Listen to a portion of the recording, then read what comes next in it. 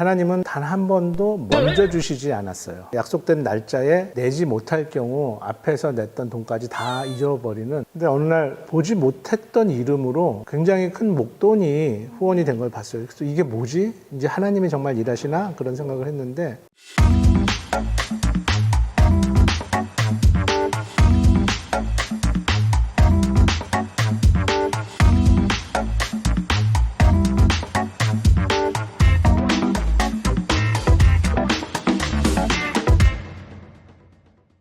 그래서 보통 이게 학교 사역을 시작한다 생각하면 저 선교사님이 어떤 재정적으로 튼튼한가?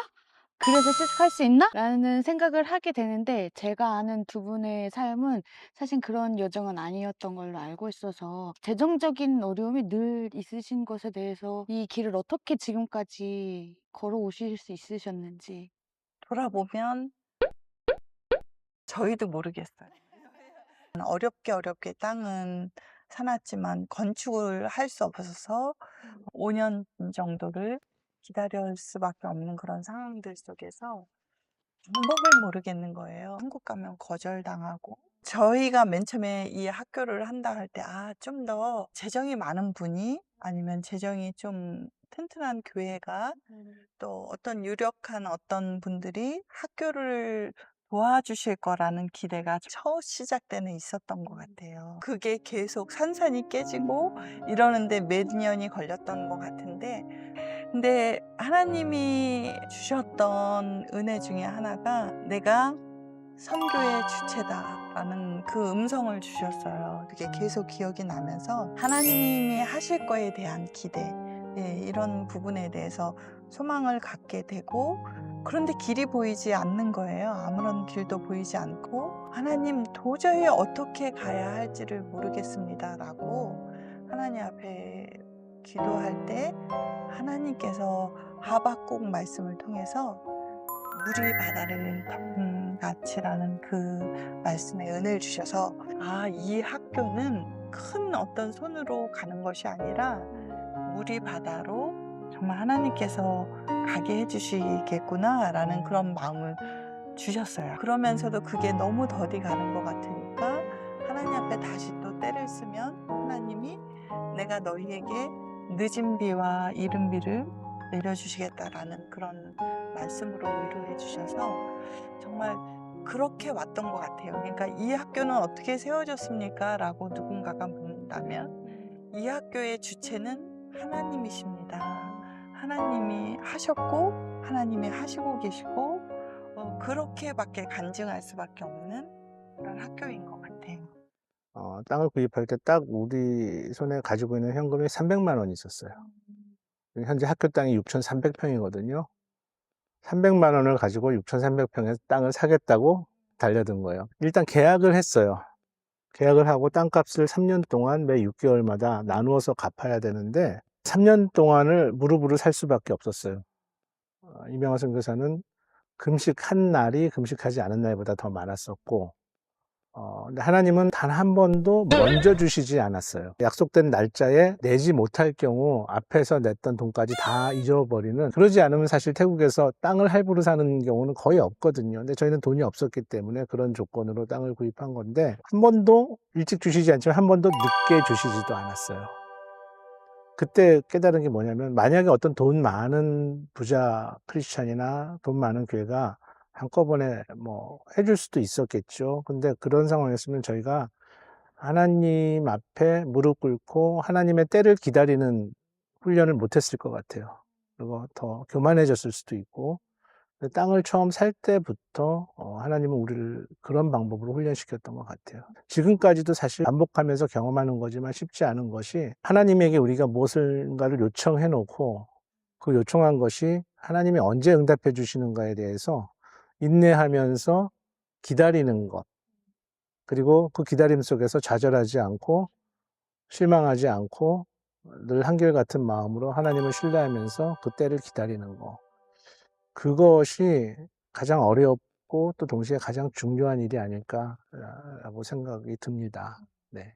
무리바다를 포함해서 여기까지 오실 때 정말 수많은 후원자들을 만나셨는데, 특별히 기억에 남는 후원자분도 계실까요?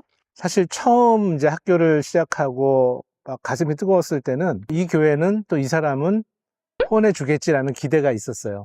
인간적인 어떤 그런 기대죠. 근데 사실 그런 기대가 거의 잘 이루어지지 않았는데 하나님은 생각하지 않았던 사람들을 통해서 후원을 해 주셨어요. 처음 땅을 사고 나서 가장 힘들고 어려웠던 시간에 태국은 우기가 있으니까 이게 토목공사 하려면 건기에 해야 되는데 짧은 시간에 굉장히 많은 거의 한 5천만 원 가까이 되는 목돈이 필요했었거든요. 근데 어느 날 제가 보지 못했던 이름으로 굉장히 큰 목돈이 후원이 된 걸 봤어요. 그래서 이게 뭐지? 이제 하나님이 정말 일하시나? 그런 생각을 했는데 나중에 이제 한국으로 연회 참석차 나가던 공항에서 이메일을 한 통 확인했어요. 그 메일의 내용이 뭐였냐면은 내가 알고 있던 그 자매가 무리바다 후원을 조금씩 하던 자매였는데 자기 상황을 설명한 거예요.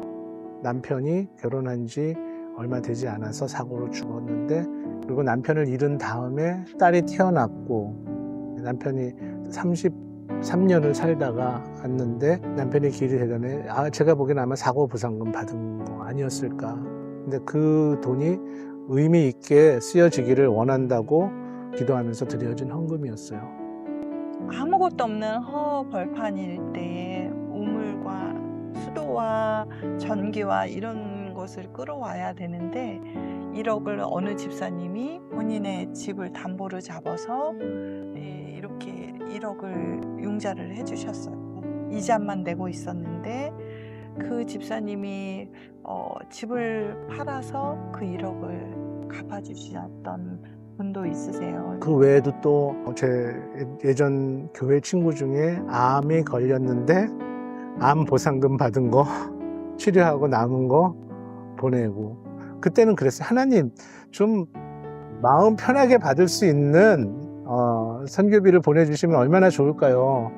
정말 가슴 아픈 마음으로 눈물 없이는 받을 수 없는 그런 물질들을 보내주셨는데 나중에 하나님 그런 마음 주시더라고요. 이런 믿음을 가진 사람들이 드려진 헌금에 의해서 세워진 학교라야 그런 믿음을 가진 아이들이 그곳에서 자라나지 않겠느냐. 그 다음부터는 인간적인 기대보다는 정말로 하나님 나라를 위한 소망을 가진 사람들이 그리고 우리 웨슬리 국제학교의 비전을 함께 공유하는 그런 분들이 액수와 관계없이 후원해 주시는 그 물질들에 의해서 이 학교가 성장할 것이라고 그렇게 확신을 가졌습니다.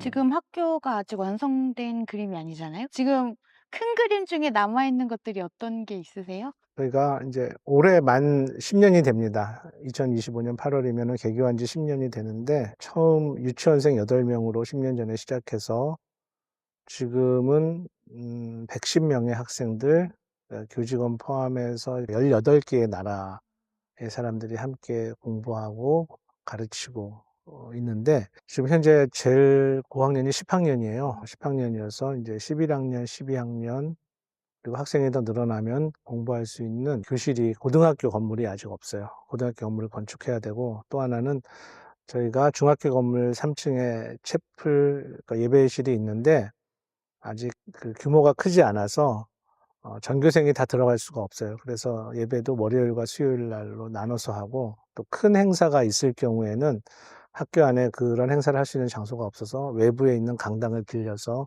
사용하기도 합니다. 그래서 올해 계획하고 있는 것은 일단 여러 가지 모임이나 행사를 같이 겸해서 할 수 있는 다목적 실내 체육관을 건축하는 거고 그 다음에는 이제 고등학교 교실을 또 건축을 해야 되고 기숙사도 현재 한 동밖에 없어요. 그래서 남녀 기숙사를 추후에는 분리를 해야 되니까 기숙사 건물도 한 동 더 지어야 하고 그리고 마지막으로는 정말 좋은 예배를 드릴 수 있고 공연할 수 있는 채플도 함께 건축하고 근데 하나님이 이끌어 주셔야 되는데 아직 좀 숙제가 많이 남아 있죠. 반도 못한 것 같아요, 아직. 네. 남은 일이 더 클 것 같고, 예. 사실은 뭐 저희가 무리 바다로 많이 지금까지 왔는데, 그거에 대한 어떤 비전이 있다면, 무리 바다가 조금 더 이렇게 활성화된다면, 건축을 쉬지 않고 남은 일들이 힘을 받을 수 있을 텐데, 그동안은 이게 주님의 일임에도 불구하고 저희 스스로가 누군가에게 "우리 바다에 동참해 주세요." 이 말을 잘 못했는데 지금은 그때이지 않을까. 그래서 좀 더 이 지역의 아이들과 또 품을 수 있는 아이들에게 복음을 빨리 전하려면 건축이 아무래도 시급한 그런 시기에 와 있는 것 같아요.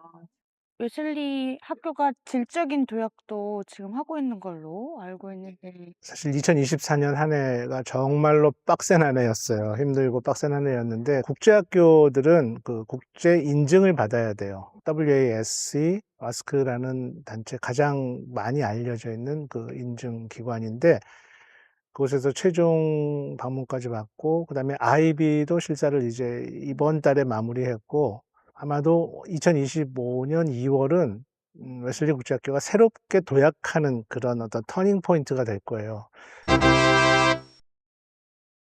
두 가지 인증을 다 받은 국제학교들이 태국 전체 국제학교들 중에서 한 15%밖에 안 돼요. 그리고 한국에도 정말 비싸고 이름이 있는 국제학교들 외에는 이 IB와 와스크 두 개를 그 인증을 다 받은 학교들이 많지 않거든요. 근데 이제 웨슬리 국제학교가 그런 학교에 대열에 합류했는데 이제 그것에 맞춰서 정말 교육의 질도 이루어지고 학교가 좀 더 많이 알려져서 많은 사람들이 오고 싶어 하는 학교, 또 아이들의 장래를 변화시킬 수 있는 그런 학교로 우리가 발돋움하는 한 해가 되었으면 하는 바람이 있습니다. 네.